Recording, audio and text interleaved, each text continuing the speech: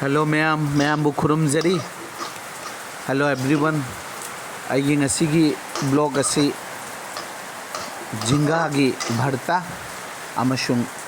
nga machaga hainaga thongba adugi recipe ni ngasi nungsa su sai hojik angkum nong mu chu sale adugi blog ni. The weather is out here is in the location where I am been is very hot out here, and now it's raining too. Gonna mix oiba do ai ngasigi blog asi mayam yeng bisi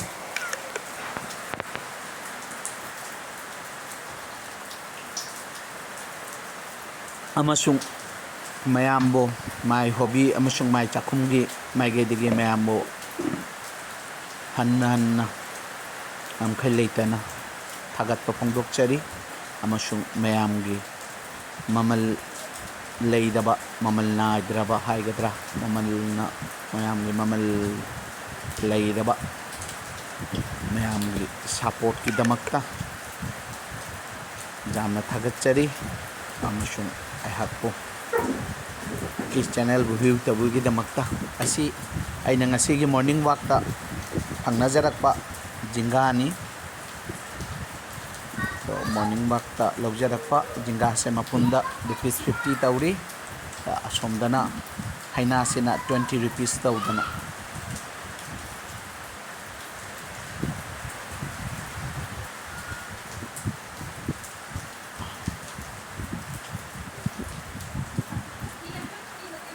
aina jinga se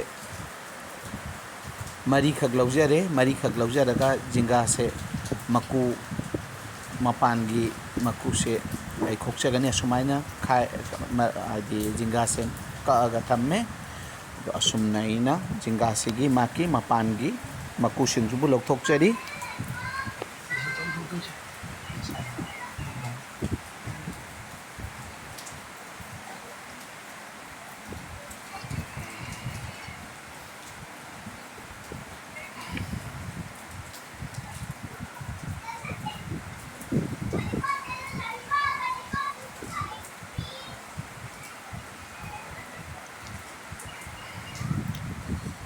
aina sabji singa se mapanda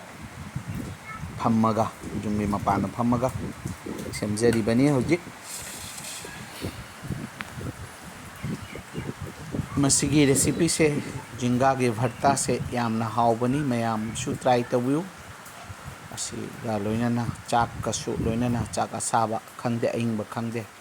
chak phajana chaba nungai bani aina sumaina jinga singse asida aina hapli basingse tilau ani khak chanam mapum mama aduga mapum mama sina chanam se kupna aina keno tawraga ka hapani aduga chanamga singagi piece amasu aina semaga thamjare aduna jinga se aina siga mixi jar asida hapchan laga grind tawjare तो grind तब अतई सिसु हपचले खरा हापलगा तो जिंगा Poonam सुमाइन grind तौगनी सिदा मोरोक अतेकपा अनि खक अइना हपचनजरे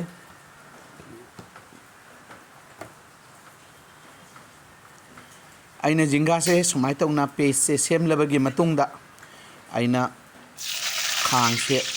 खाव mustard oil हपचले साहले असिदा अइना हापि बसे मोरोक अकंगबा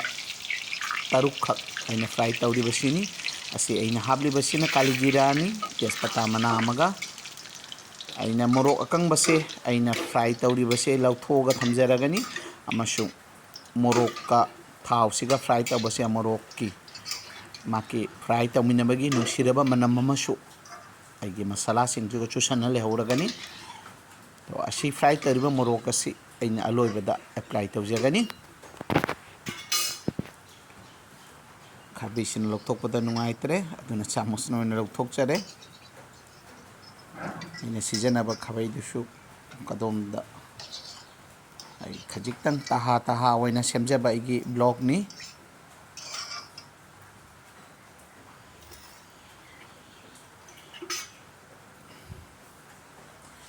नोरोसिंगा मना इंखोलदगी नोरोसिंगा मना से अहुम खत अना यामना क्रिस्पी होइना क्रेम क्रेम ओइबा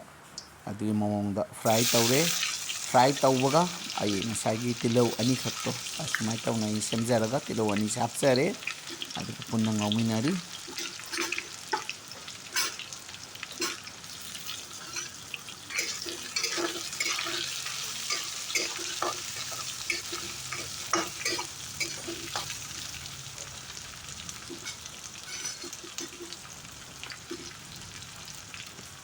असे चनम ngasa चनम मपुम अमा अइना थम्बदो अदु हापचनजरे लोइनाना चनमगा सिंगा पेस्ट जो आई हापचनजरे असे चनमगा सिंगा की पेस्ट ने आई हापचनजरे मयाम जामना हावबनी ट्राई तौबियो मसिगे रेसिपी से तो अइना हापलिबा मचन से असेगी लिकना हापबसु जाय अदुबो जिंगागी माकी मिक्सी जार अमदा ग्राइंड तौरगा असुमाइना ngौबगी मवोंग असे ngौरगा भरता चारिबसे मयाम try तौबियो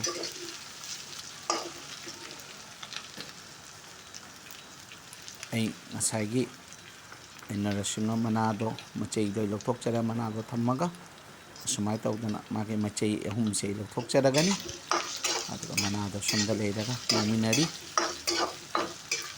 Thank you everyone for your big support, your big love, and your advices, your comments.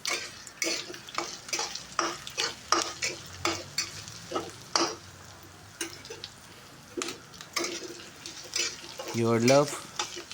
your views, your likes,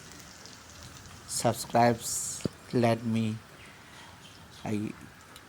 नोमगी blog से देसा ओइदबसु अपडेट तौनबा मयाम नुंगसिबा फंगजबसिना नोमगी ब्लॉग असे अपडेट तौनबा होनेजै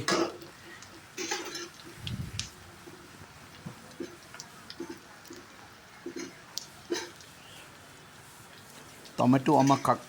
मसी ऑप्शनल नि टोमेटो से हापबसु जाय हापतबसु जाय टोमेटो हापत्रबसु हावगनी यामना टोमेटो हापतनसु ट्राई तबियो हापसु ट्राई तबियो अनिमग याय याते याय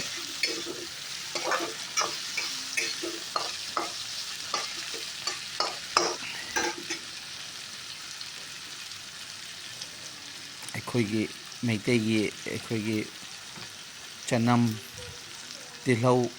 चादब युमदा मरोय नाकुपी येनमना असुमाय तौदना फ्राई तौरगा हजिकी जिंगा की पेस्ट से सेमगा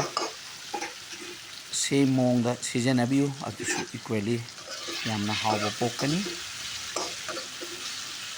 खेनाबा हाइबबो खजिता माकी मनम सिंग अदुगा खजिक खेनागनी बट हावबदी याम हावगनी completely veg style da हाइबदी तिलौ चनम यावदबदसु फजना सेम जाब अदुगम रेसिपी अमनी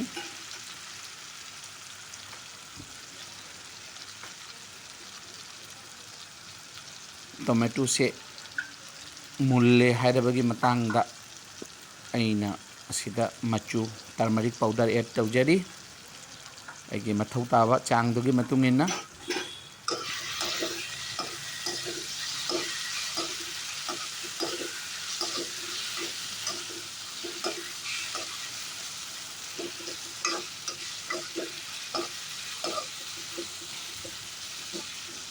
ngasi se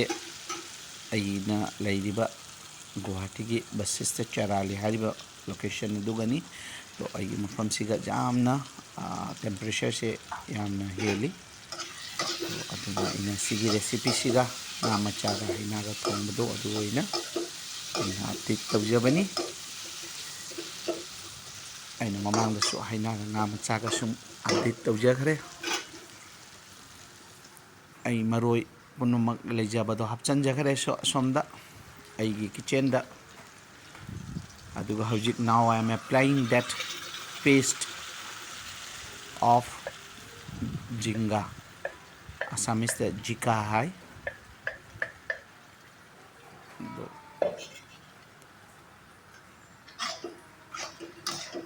ꯑꯩꯍꯥꯛꯅ ꯀꯔꯤꯒꯨꯝꯕ ꯍꯥꯏꯕ ꯃꯇꯝꯗ ꯃꯔꯣꯟ ꯑꯩꯅ ꯍꯥꯏꯕ ꯃꯇꯝꯗ ꯀꯔꯤꯒꯨꯝꯕ ꯑꯂꯥꯟꯕ ꯊꯣꯛꯄ ꯇꯥꯔꯁꯨ ꯑꯩꯕꯨ ꯉꯥꯛꯄꯤꯒꯅꯤ ꯑꯁꯤꯒ ꯑꯩ ꯃꯣꯔꯣꯛ ꯑꯁꯨꯕ ꯈꯔ ꯑꯦꯗ ꯇꯧꯖꯔꯦ ꯃꯣꯔꯣꯛ ꯑꯁꯨꯕ ꯑꯦꯗ ꯇꯧꯖꯔꯦ ꯑꯁꯨꯝꯅ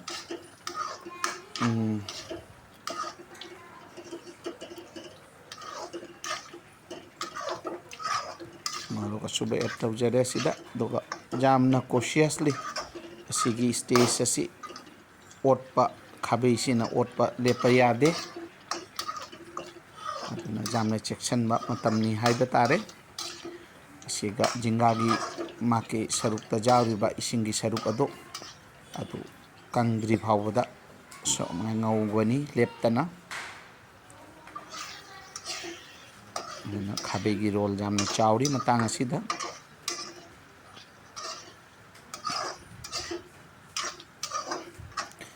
ꯃꯌꯥꯝꯅ ꯃꯆꯨ ꯐꯖꯍꯟꯅꯤꯡꯒꯦ ꯍꯥꯏꯔꯕꯗꯤ ꯑꯁꯤꯗ ꯀꯥꯁꯃꯤꯔꯤ ꯃꯣꯔꯣꯛ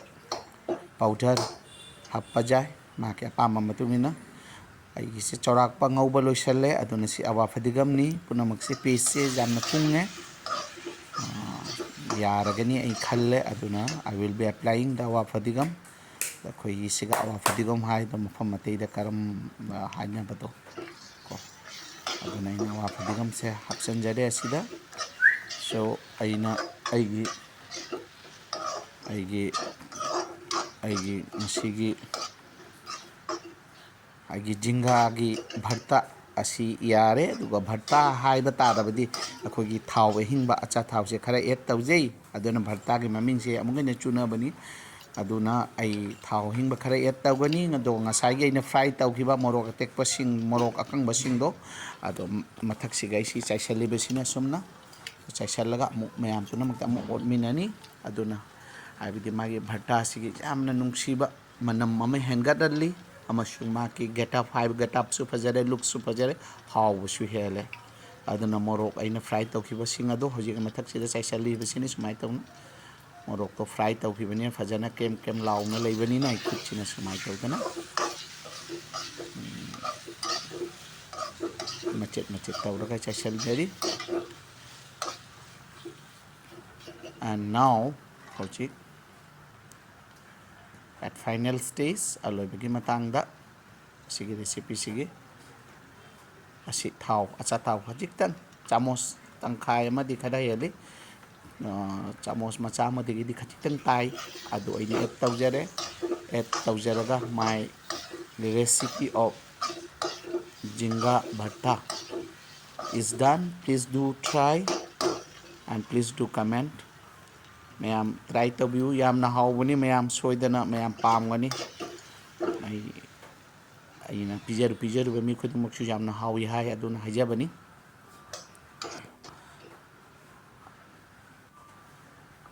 asumna aigi jinga gi bhatta gi recipe asi aina hot case macha si da hapsanjare aduga kupna thamjanagani so aina mathangi recipe haibadi aigi ngasai haina do morning walk ta punna lemina rakpa haina dugi haina thongba adu ai haujaragani aina lupa kungi haina se parakpa se asi hinjang aigi oinade aigi family oinade chara manga amuk chaba yagani aduna aigi mathau taba saruk to laujare mana singdo adu isingda fajana tingaga thamjare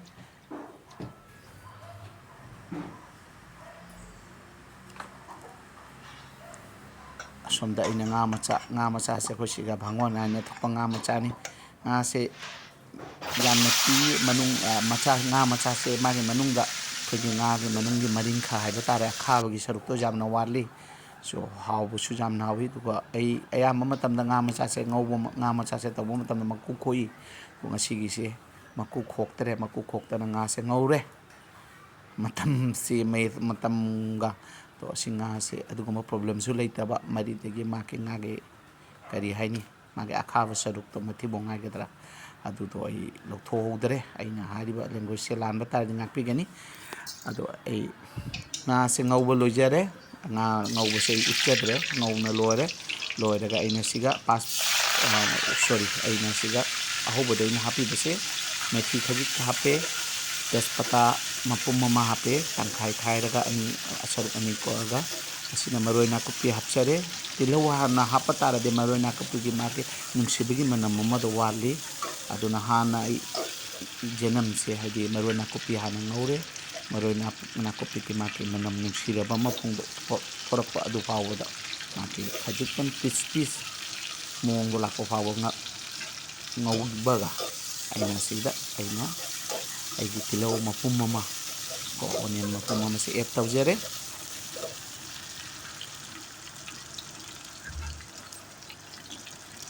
हजिक आई मोरक अकंबा मोरक अटेक्पा हापचरे आई मोरक से खजिकन जामली अदे खामेन मोरक तंखाई से खजिकन जामली से my मागी अपामगी मतुंग इली अदुगा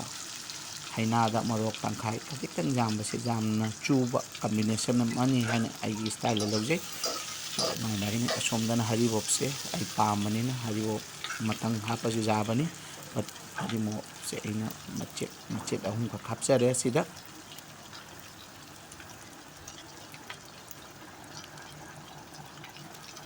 aduga ay ngauminare. Now I am adding turmeric powder as usual, the chili powder,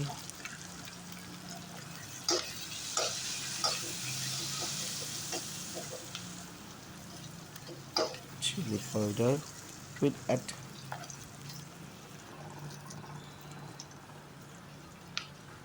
adagi aigi maroi jira mori moisingi combination thum as per the taste.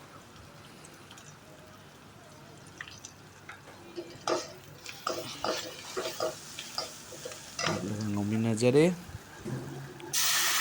sing asaba khajikan hapaga hana maroi singe fajana maroi singe maroi singe fajana aide ngaujari हाइबदी यानहन की सुमा की अहिमन नमम लेबदो मदु मांगनबा नहाक नौमिनरे अदु लेरगा ए होजिक आई हैना नना से हपसनजरे हैना हाइबसुदी जामना यांगना मुनबा अदुगुम्बनीना हापगा मुनबना यांग यामना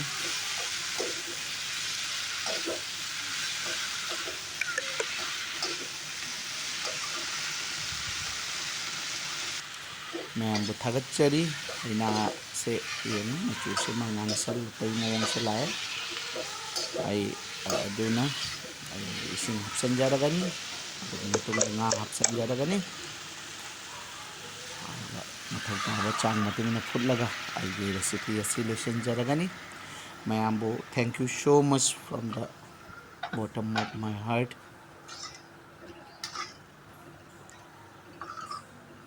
जामना मैमबो जामना इकाई पुनबो उच्चरी मैम के सपोर्टना आई चैनल से अपग्रेड नोमगी आई अपग्रेड तौबदा तौजनबगीदमक्ता ब्लॉग अमम हपसनबगीदमक्ता अंगम होनाजरी अमसुं मैम के सपोर्ट सिना हयेंगिसु आई ब्लॉग अमा ममांग करम उचिगायना दुमो मखल अमसु खन्नना पोक्से आई ना फ्राई तौबदो हपसनजरे असिदा मथौ ताबदो अइना हाफ किलो nga मचाल हाउबनी बट आई पुनम हपसनजदे खरा हपचले near about 200 gram aduga ai loramdagi matang asida ai awa fadigam se su asi lojarakkani ado awa fadigam se so ai hapsanjare which is very fresh haina se so hek pata ayung anta de hek pata ngaiba adugumbani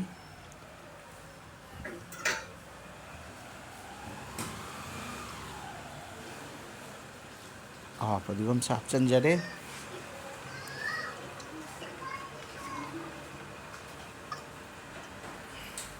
जामना हाउबगी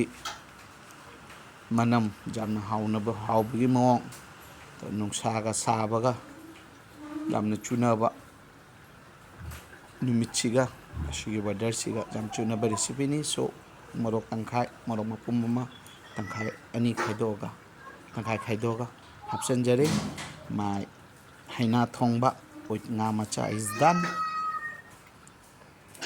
Ay summa start tawjari. Aigi chak ta hapchari base umorok se asum khajitang decoration gi ni mak sa su asum sabani na su yam saba ga su ngamoy sin haina thongba haina la na sa ga thongba